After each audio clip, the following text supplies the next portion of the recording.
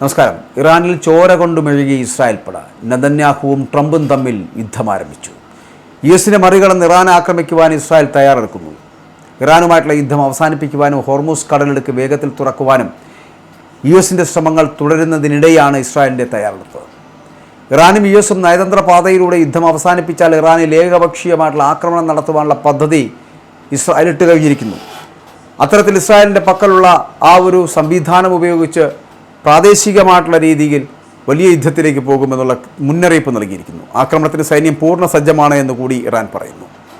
ഇസ്രായേലികൾക്ക് തിരിച്ചടി നൽകാൻ തയ്യാറാണ് എന്നുള്ള രീതിയിൽ തന്നെയാണ് ഇറാൻ്റെയും പെരുമാറ്റം. ഇറാനിലെ ഭരണമാറ്റം, ബാലിസ്റ്റിക് മിസൈൽ, ആണവശേഷികൾ ഇല്ലാതാക്കൽ തുടങ്ങിയ യുദ്ധലക്ഷ്യങ്ങൾ അത് ഇതുവരെ കൈവരിക്കുവാൻ സാധിക്കാത്തതിൽ ഇസ്രായേലിന് കടുത്ത അമർഷമുണ്ട് താനും. ഇറാനെ ആണവായുധം നിർമ്മിക്കുവാൻ അനുവദിക്കില്ല എന്ന്, അതിന് ഏതറ്റം വരെയും പോകുമെന്നും ഇസ്രായേൽ പ്രധാനമന്ത്രി ബെഞ്ചമിൻ നെതന്യാഹു കഴിഞ്ഞ ദിവസം വളരെ പരസ്യമായി വ്യക്തമാക്കുകയും ചെയ്തു. പശ്ചിമേഷ്യയിൽ ഇതുകൊണ്ട് തന്നെയാണ് വീണ്ടും യുദ്ധഭീതിയും തമ്മിൽ ഈ രാഷ്ട്രീയ തർക്കങ്ങളുമൊക്കെ പുകയുകയാണ്.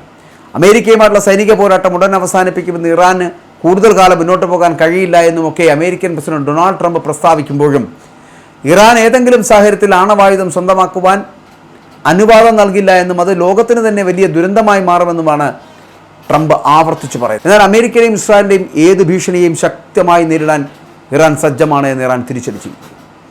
ഇറാൻ്റെ ആക്ടിംഗ് പ്രതിരോധ മന്ത്രി brigadier general Sayyid Majeed Ibnu റസയാണ് അമേരിക്കയുടെ അവകാശവാദങ്ങളെ പാടെ തള്ളിക്കളഞ്ഞത്.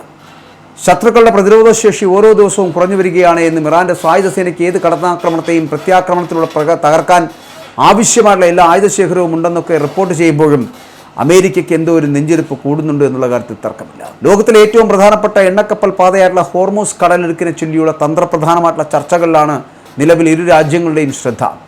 പേർഷ്യൻ ഗൾഫിനെ ഒമാൻ കടലിടുക്കുമായും അറേബ്യൻ കടലുമായിട്ടും ബന്ധിപ്പിക്കുന്ന ഈ ഇടുങ്ങിയ സമുദ്രപാത വഴിയാണ് ആഗോളതലത്തിൽ വൻതോതിലുള്ള എണ്ണയും ദ്രവീകൃത പ്രകൃതിവാതകവും മറ്റും കടത്തിവിടുന്നത്. അപ്പോൾ ഈ മേഖലയിൽ സാന്നിധ്യം ശക്തമാക്കുവാനും സമുദ്ര സുരക്ഷ ഉറപ്പാക്കുവാനും അമേരിക്കൻ നാവികസേന ഉപരോധ നടപടികളുമായിട്ട് മുന്നോട്ട് പോകുന്ന സാഹചര്യമാണിത്. കടലിടുക്ക് വഴിയുള്ള വാണിജ്യ ഗതാഗതം പൂർണ്ണമായിട്ട് പുനഃസ്ഥാപിക്കാൻ ഇരുപക്ഷവും തമ്മിൽ ചർച്ചകൾ നടക്കുന്നുണ്ട് എന്ന് ട്രംപ് വിശദീകരിക്കുന്നുണ്ട്.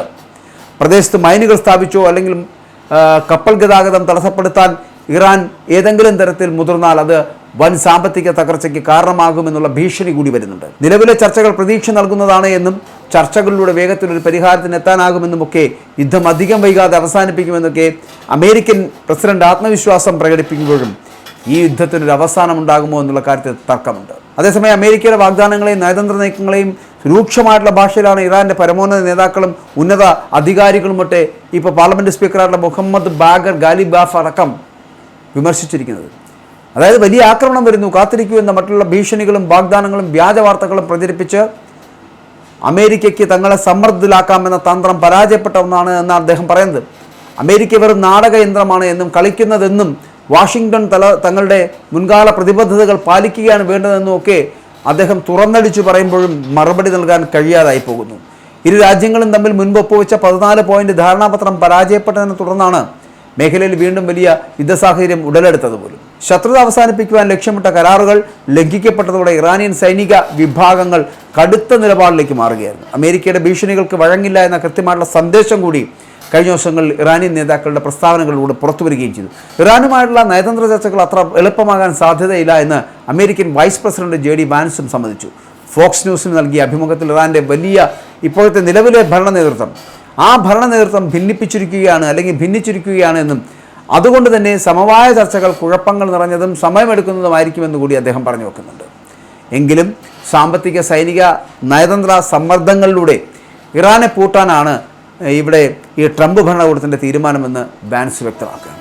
അപ്പോൾ ഇറാൻ ഒരിക്കലും ആണവശക്തിയായി മാറില്ലെന്ന് അമേരിക്ക ഉറപ്പിച്ചു പറയുമ്പോൾ തന്നെ തങ്ങളുടെ പരമാധികാരത്തിന്മേൽ കൈവയ്ക്കാൻ ഇറാൻ നൽകുന്നത് പെൻറ്റഗണും അമേരിക്കൻ പ്രതിരോധ മന്ത്രാലയവും വിവരച്ചോർച്ചകൾ തടയാൻ കർശന നിയന്ത്രണങ്ങൾ ഏർപ്പെടുത്തിക്കൊണ്ട് സൈനിക തന്ത്രങ്ങൾ അത് രൂപീകരിക്കുമ്പോൾ മേഖലയിൽ വലിയ പോരാട്ടം വീണ്ടും പിന്നിടുകയാണെന്ന് പറയേണ്ടിയിരിക്കുന്നു. അങ്ങനെ അമേരിക്കൻ സൈനിക സാന്നിധ്യവും ഉപരോധങ്ങളും വളരെ ശക്തമായിട്ട് നിലനിൽക്കുമ്പോഴും ഒട്ടും പിന്നോട്ടില്ലെന്ന വാശിയിലാണ് ഇറാൻ. തങ്ങളുടെ പ്രതിരോധ വ്യവസായവും പ്രാദേശിക സഖ്യകക്ഷികളുമൊക്കെ അവർ സജ്ജമാണ് എന്നും ശത്രുവിൻ്റെ ഏത് അടിയന്തര നീക്കത്തെയും പെട്ടെന്ന് തന്നെ ചെറുക്കുമെന്നും ഇറാൻ പ്രതിരോധ മന്ത്രാലയം മുന്നറിയിപ്പ് നൽകുകയും ചെയ്യുന്നുണ്ട്. ഇവിടെ ആഗോള ഊർജ്ജ വിപണിയെ ബാധിക്കുന്ന രീതിയിലുള്ള ഈ തർക്കം അത് വളർന്ന് വലുതാവുകയാണെന്ന് പറയേണ്ടിയിരിക്കും. ചുരുക്കത്തിൽ ഈ ഹോർമൂസ് കടലിടുക്കിനെക്കുറിച്ചുള്ള ചർച്ചകൾ പുരോഗമിക്കുന്നുണ്ട് എന്ന് അമേരിക്ക പ്രഖ്യാപിക്കുമ്പോഴും ഇരുപക്ഷവും പരസ്യമായിട്ട് നടത്തുന്ന പ്രകോപനപരമായിട്ടുള്ള പ്രസ്താവനകൾ സമാധാന ശ്രമങ്ങൾക്ക് വലിയ വെല്ലുവിളിയാണ് ഉയർത്തുന്നത് എന്നുള്ള കാര്യത്തിൽ തർക്കമില്ല. യുദ്ധം കൂടുതൽ അല്ലെങ്കിൽ യുദ്ധമുടൻ അവസാനിപ്പിക്കുമെന്ന ട്രംപിൻ്റെ കണക്കുകൂട്ടലുകൾ ശരിയാകുമോ, അതോ ഇറാൻ്റെ കടുത്ത പ്രതിരോധത്തിന് മുന്നിൽ പുതിയ പ്രതിസന്ധികൾ ഉടലെടുക്കുമോ എന്നതാണ് ലോകരാജ്യങ്ങൾ ഉറ്റുനോക്കുന്നത്. അപ്പോൾ ഇവിടെ ഇസ്രായേലിൻ്റെ കടന്നുവരവ് എന്ന് പറയപ്പെടുന്ന ഇറാനിൽ ചോര കൊണ്ട് മുഴുകുക എന്നൊരു ലക്ഷ്യത്തോടു കൂടിയാണ്. അപ്പോൾ ഇവിടെ നെതന്യാഹുവും ട്രംപും തമ്മിൽ യുദ്ധം ചെയ്യേണ്ടി വരുന്നൊരു സാഹചര്യത്തിലേക്ക് എത്തിയത് പോലും ഇറാനെ നിഷ്പ്രഭമാക്കുക, നിർവീര്യമാക്കുക, അവരെ തരിപ്പണമാക്കുക എന്നൊരു ലക്ഷ്യത്തോടു കൂടിയുള്ള ഈ ഇസ്രായേലിൻ്റെ യാത്രയാണ്. പക്ഷേ ഇത് ഇസ്രായേലിൻ്റെ അവസാന യുദ്ധമായിരിക്കാം നെതന്യാഹുവിൻ്റെയും. ഇനി ഒരിക്കലും യുദ്ധം ചെയ്യാൻ കഴിയാത്ത വണ്ണം നെതന്യാഹുവും ഒപ്പം തന്നെ ഇസ്രായേലും തകരുന്ന കാഴ്ചയായിരിക്കും വരും ദിനങ്ങളിൽ കാണാൻ പോകുന്നത്.